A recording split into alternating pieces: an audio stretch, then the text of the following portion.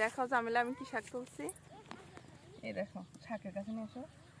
এই দেখেন মাঠে সারা মাঠ এই যে শান্তির শাকে ভরে গেছে।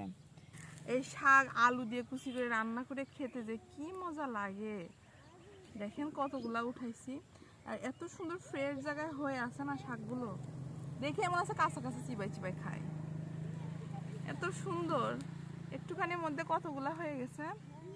আর এই শাকে যে মানে খেলে তো মজা লাগে। খাসির মাংস ফেল,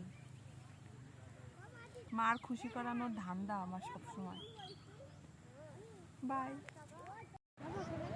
না গো বাবা, আমার এত কাটানোটা শাকের দরকার নেই। আমার এখানে যে শাক আছে এই শাকটায় কত